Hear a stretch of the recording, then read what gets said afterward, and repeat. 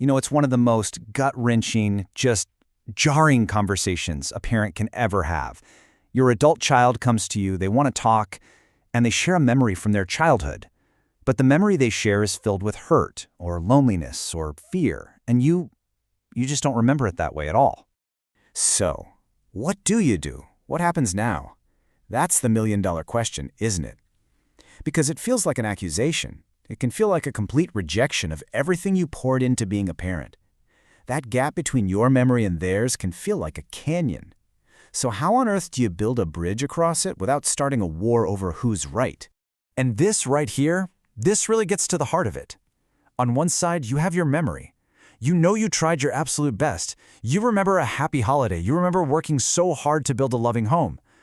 But on the other side is their perception, which is just as real to them. They felt alone. They were anxious. They remember it as a really difficult time. And here's the kicker. Both of these things can be completely true for the person who experienced that. So what we have is what you could call a clash of memories. And it's so important to understand this isn't a fight over historical facts. It's a collision of deeply, deeply felt personal truths. And how you choose to navigate this clash, well, it changes everything. Okay, so when you hear that your child was hurt, what's that first instinct that bubbles up? It's to defend yourself, right? To explain what was really going on, to justify your actions, to list all the sacrifices you made. And look, that is a completely human reaction. But, and this is the crucial part, defensiveness, no matter how understandable it is, sends one very loud message. It says, your feelings are wrong. It says, my need to be right is more important than your pain. And it just slams the door on the conversation. All right, so if jumping to your own defense is a dead end, then what's the alternative? Well, this requires a pretty profound shift in your mindset. It's the core principle for moving forward, and it's this: validation, not agreement. Let's be super clear about what we mean by validation here. It is not about admitting you were wrong or a bad parent, or that their version of events is the correct one. Not at all. It's simply the act of acknowledging their internal experience, their feelings, their thoughts, as being real and true for them. It's about looking at their pain and just saying, I see it, I hear you. This slide is so important because it clears up the biggest misunderstanding about all of this. Take a look at the left column. Validation is saying things like, I hear that you felt alone, or, wow, that must have been so hard for you. It's about accepting their feeling.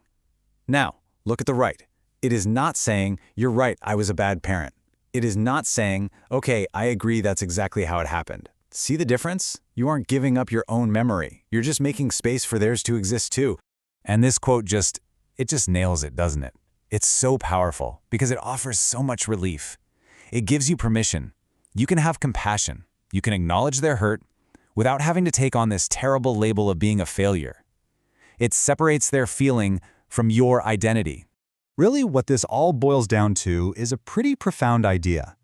Two truths can exist at the exact same time. Your truth, that you love them, that you are trying your absolute best, can exist right alongside their truth, that in a particular moment, they felt hurt or lonely. One does not cancel the other out. Okay, so we've covered the what and the why. We get the theory. But how do you actually do this in the heat of the moment? Let's get super practical now, with a how-to guide for navigating these incredibly tough conversations. First up, let's talk about the landmines.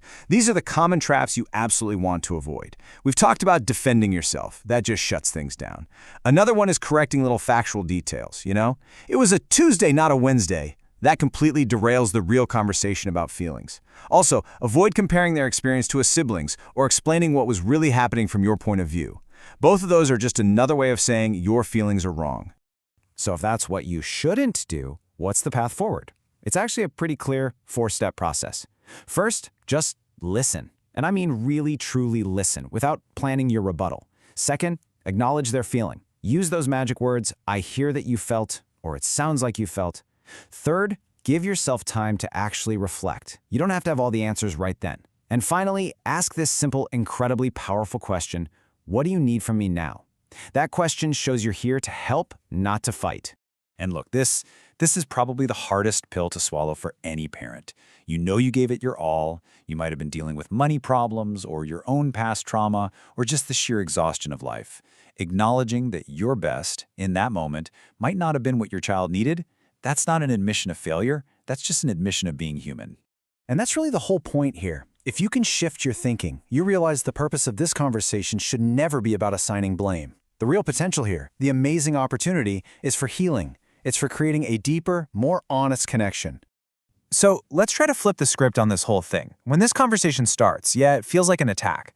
But what if we ask a totally different question? What's the unspoken message? What are they really saying underneath all those words? Because here's the thing. More often than not, this incredibly difficult conversation is actually a bid for connection. It's an act of trust. Think about it. If they didn't care about the relationship, they wouldn't risk this. They'd just drift away. So often, they're really saying, I'm hurting and I need you, my parent, to see it. Or even, I want to be closer to you, but this pain is in the way. So please hear this. This is so important. Your child bringing up their pain is not a final judgment on your parenting. It is not a trial to determine if you pass or fail. It doesn't erase all the love, all the good times, all the sacrifices. It's just one part of a very complex, very human shared history. Which brings us to the final and maybe the most important way to look at this whole thing. This difficult, painful conversation, it isn't actually a verdict on your past. It's an invitation.